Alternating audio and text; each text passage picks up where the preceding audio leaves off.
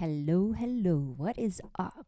My name is Zen Lennon, and today I will continue the sales training series. In the last few episodes, I have been curating a bunch of videos. Today, I want to provide more concrete steps on how to provide value. Let's go.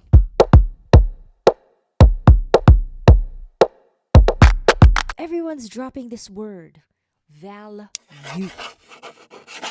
Value here, value there. You want to be trustworthy, give value. You want people to listen to you, give value. You want to help someone out, give value. People to get a lot of value out of this talk. If you provide so much upfront value to an individual, can you actually guilt them into buying shit? I'm willing to take that scrutiny to bring value. What is value? And how do you provide value? So I've been thinking about this today, and there's several ways to provide value. You could provide value in sales. You could provide value in your relationship with your partner, with your husband, with your wife, with your kid. With your kid, you provide a lot of value because your kid depends on you, literally. Their life depends on you. Like everything you do, right? Like your schedule, the food you serve in the morning, the things that you teach them, the way you are, they will absolutely copy your values. Values as in your principle, your psychology, your state of mind. How do you solve your problems? And that, my friends, that is value. It's all about solving problems.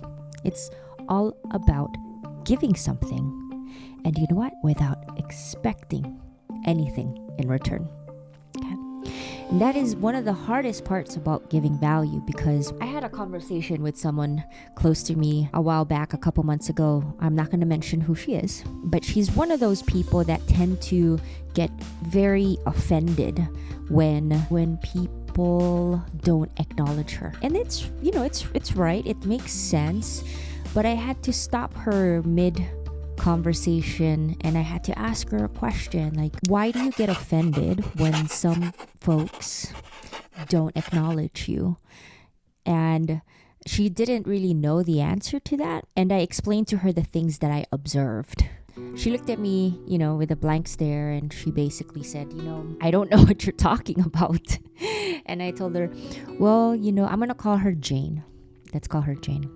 Well, Jane, the other day, you and I went out, and I couldn't help but notice everything that you talked about was, ooh, look at this item. Maybe so-and-so will like this. Or look at this item. Maybe so-and-so will like this. Or maybe look at this item. Maybe so-and-so will like this. Okay. And I had to tell her, I observed that you barely think about yourself's well-being, like your general well-being. You're constantly thinking about other people. And when you think about other people so much, I had to ask her, do you expect them to think the same way about you? Because sometimes it's those expectations, right? Like when you give so much of yourself to other people and they're not reciprocating, right? In sales, I'm going to relate this to sales, and they're not reciprocating for me, I tend to move on, right? I move on to people who are actually going to reciprocate the value that I provide, the help that, and the time that it takes for me to solve their tickets whenever they're blocked. And so with Jane, she didn't get that in return. And so at that moment, I saw a light bulb go off. And I'm not sure if it's still being practiced today, but the whole point of giving value is to not expect anything in return and to just give value, period. And you won't feel so used, because if you feel used when you are providing value, chances are you're expecting something in return. Okay? All right. So let's move on. How do we actually provide value, right? Let's think about this. I'm thinking about more on a sales perspective, and yes, you're probably thinking this could be applied to your husband, your wife, your kid, your friends, right? Your best friends, and so on and so on, your boss, your colleagues. And so, yeah, sure. Apply it. Apply this template. So the first way to provide value is to think of a joy point. Joy. I'm talking about like that feeling that you have in your heart, or that smile, or just a little joy point. That right there, my friends, that's value, right? It's a positive effect on other people. It makes them feel good. So if they were here and they feel bad, right? Like basically if we're gonna logically think about emotions, right? And they literally do not feel good. Like I feel tired and I feel stuck. How do you make them go from this mindset, which is the stuck mindset, like I don't want to get out of bed, to getting out of bed and trying new things and experiencing and going on an adventure? That right there, my friend, is value. And so if you can be that kind of person who provides value without expecting anything in return, then I guarantee you will start to attract the same types of people who will also give value without expecting anything in return. Okay. Number one, the easiest way to get to that joy point, right? Not pain point. I'm not in sales. There's always a pain point that you're trying to uncover. But my goal usually is to get that pain point, right?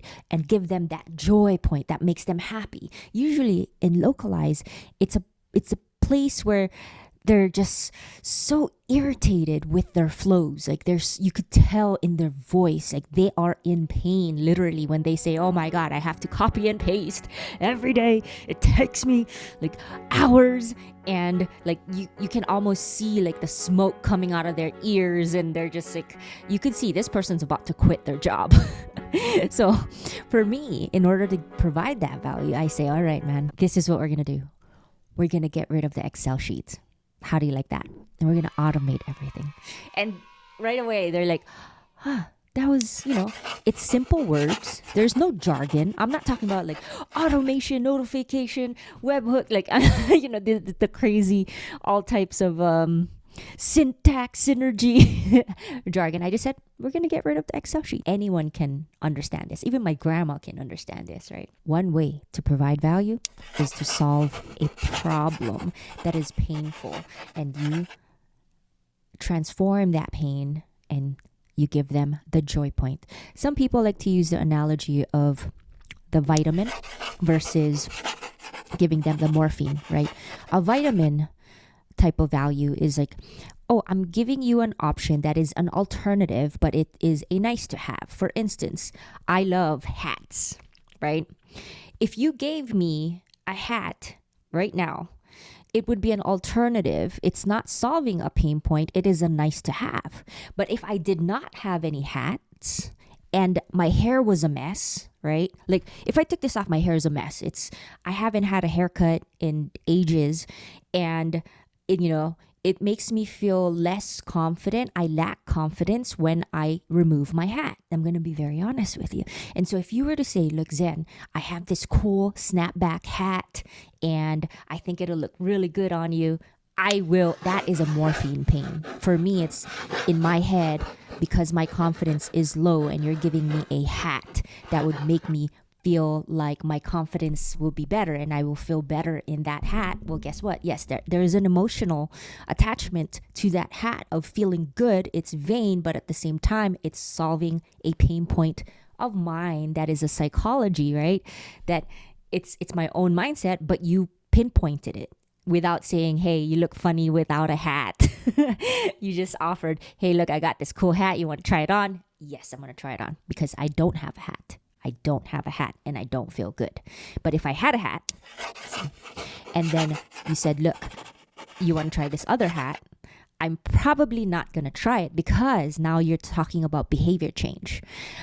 An example of this would be, I am integrated with my Salesforce.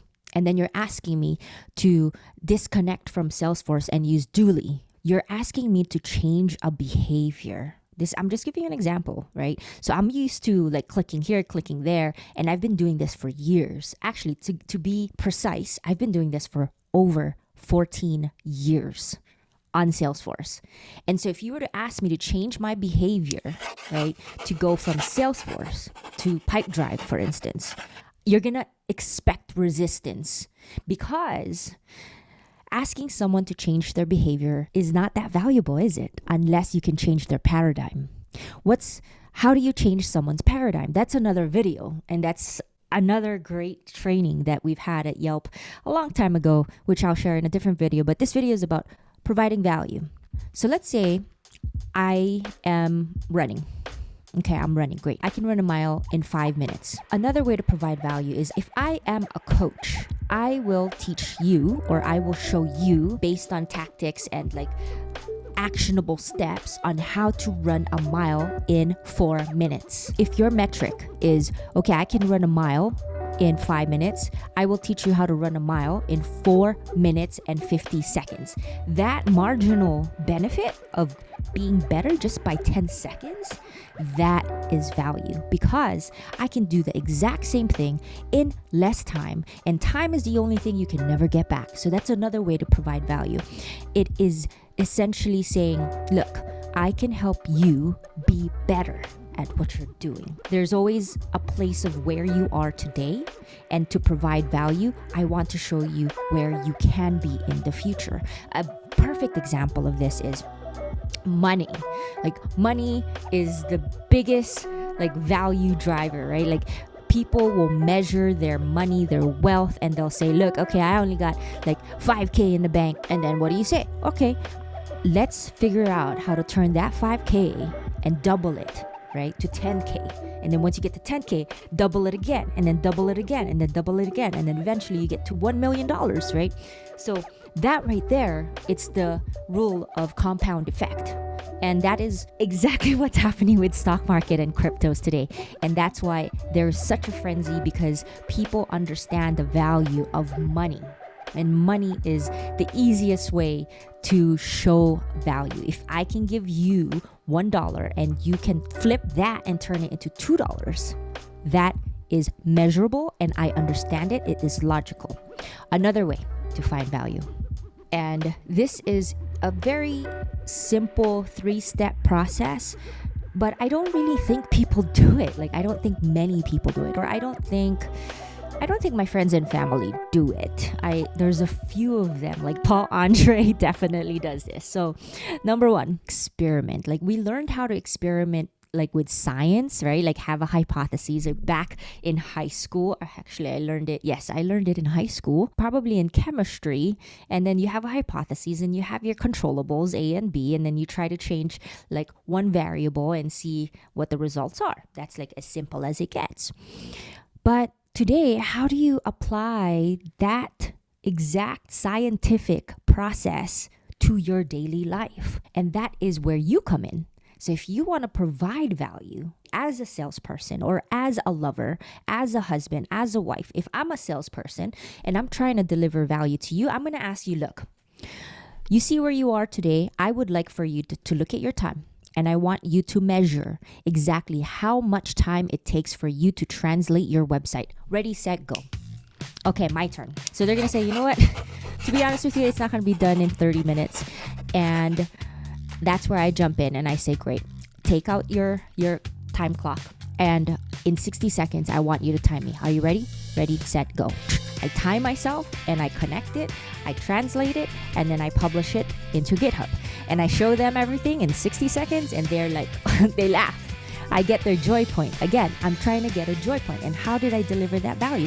I experimented, right? It was an experiment. And so that was an experiment with dummy data. And then the next step is for me to show them, like, look, you can do it too. So go ahead and connect your proof of concept and then experiment, because you know what your current status is. Now go ahead and experiment with localize, aka proof of concept, and then tell me which one is faster and which one is better. That's not all, right? So you got your experimentation. What do you need to apply to that? You have to listen. What does listening mean? Like, it doesn't end at at an experimentation. You have to literally tune in to where they are and kind of not be a lurker, be an engaged, empathetic listener. And what I mean by that is, okay, I'm going to tell a secret. I do watch their activities on the back end to see if they have activity on the proof of concept that they, as in our prospect, said that they were going to connect. So I am listening, I'm watching. And so if they connect Figma, guess what I'm going to do? I'm going to email and I'm going to give them a nice video and say, look, I saw you connect Figma. I made a video for you. I'm going to create a dummy data of their brand and I'm going to show them how to use Figma. And I'm going to try to keep it under 60 seconds again, right? So that they can move faster with the Figma integration. So listening, what's the final step? Come on, answer in the comment below. Let's go. You got it. Iteration. Yeah. Okay, look. Okay, so experiment, right? And then you listen because you need to understand if they're actually experimenting or not. And if they're not experimenting, you need to make sure that you deliver the value on why they should use your product, okay? Once they use the product and they've integrated something and you got the signal internally or back end, tell them, okay, let's iterate. Let's hop on a call, right? You're dating, right? So let's hop on a call and then let's look at what you've connected. Let's see the time it takes to complete your flow and then let's optimize it. Let's iterate. Let's make it better. There you go. What are we doing in that whole process of building value? We're creating behavior change. And there you go. That is the ultimate value. When you can get someone to get out of their bed, right? When you can get someone away from an Excel sheet to learn a new behavior, then you, my friend, you are a value machine. Welcome to the club. And that is sales. And if you apply that to your relationship, it's the same thing. My wife, she changes my behavior. I don't like washing dishes. I don't like to do laundry. I don't like to, do the home stuff. I'm an outdoorsy girl. I like to hike. I like to be wild. I'm a wild child. But she trained me.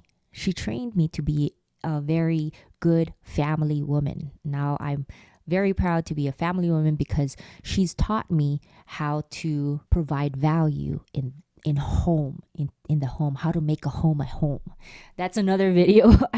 But this video right now is about providing value. And if you do it well, you're going to be able to get your prospect to change their behavior, to improve their behavior, improve their performance. And that is the ultimate value. All right.